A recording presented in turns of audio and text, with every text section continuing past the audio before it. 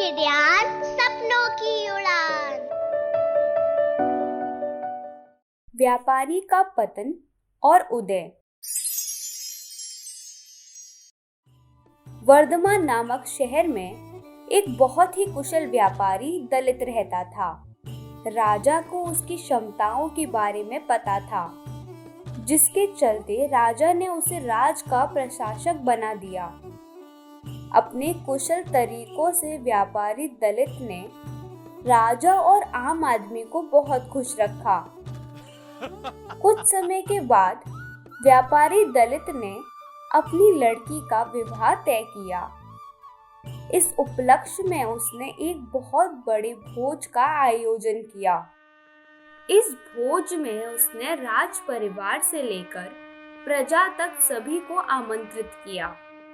राज घराने का एक सेवक जो महल में झाड़ लगाता था, वह भी इस भोज में शामिल हुआ, मगर गलती से वह एक ऐसी कुर्सी पर बैठ गया जो केवल राज परिवार के लिए रखी हुई थी। सेवक को उस कुर्सी पर बैठा देखकर व्यापारी दलित को गुस्सा आ जाता है और वह सेवक को दुत्कार कर वहां से भगा देते हैं।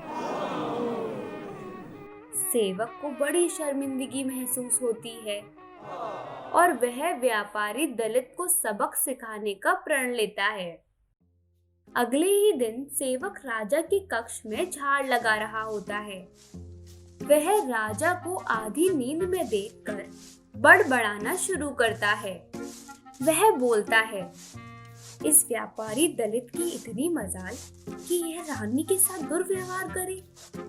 यह सुनकर राजा की नींद खुल जाती है और वह सेवक से पूछता है, क्या यह वाकई सच है? क्या तुमने व्यापारी दलित को दुर्व्यवहार करते देखा है? सेवक तुरंत राजा के चरण पकड़ता है और बोलता है, मुझे माफ कर दीजिए, मैं कल रात को सो नहीं पाया। मेरी नींद पूरी नहीं होने के कारण कुछ भी बड़बड़ा रहा था। यह सुनकर राजा सेवक को कुछ नहीं बोलता, लेकिन उसके मन में शक पैदा हो जाता है। उसी दिन से राजा व्यापारी दलित के महल में निरंकुश घूमने पर पाबंदी लगा देते हैं और उसके अधिकार कम कर देते हैं।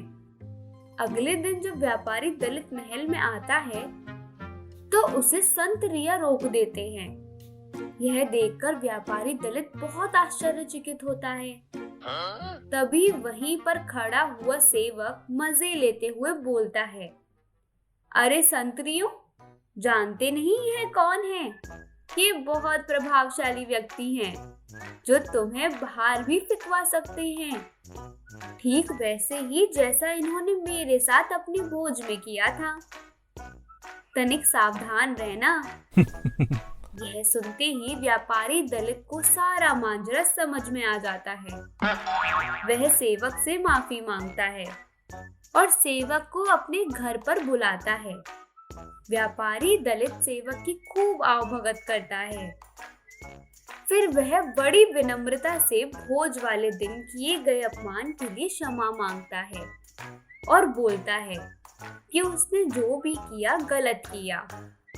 सेवक बहुत खुश होते हैं और व्यापारी दलित से बोलते हैं, आप चिंता ना करें, मैं राजा से आपका खोया हुआ सम्मान जरूर वापस दिलाऊंगा। अगले दिन राजा के कक्ष में झाड़ लगाते हुए सेवक फिर बड़बड़ाने लगता है, हे भगवान, हमारे राजा तो कितने मूर्ख हैं कि वह गुसल खाने में खीरा खाते हैं। यह सुनकर राजा क्रोधित हो जाता है और बोलता है, मूर्ख, तुम्हारी ये हिम्मत! तुम अगर मेरे कक्ष के सेवक ना होते तो तुम्हें नौकरी से निकाल देता। सेवक फिर राजा के चरणों में गिर जाता है और दोबारा कभी ना बड़बड़ाने की कसम खाता है। राजा भी सोचता है कि जब ये मेरे बारे में इतनी गलत बात बोल सकता है, तो इसने व्यापारी दलित के बारे में भी गलत बोला होगा। राजा सोचता है कि उसने बेकार में व्यापारी दलित को दंड दिया। अगले ही दिन राजा व्यापारी दलित को महल में उसकी खोई हुई प्रतिष्ठा वापस दिला देते हैं।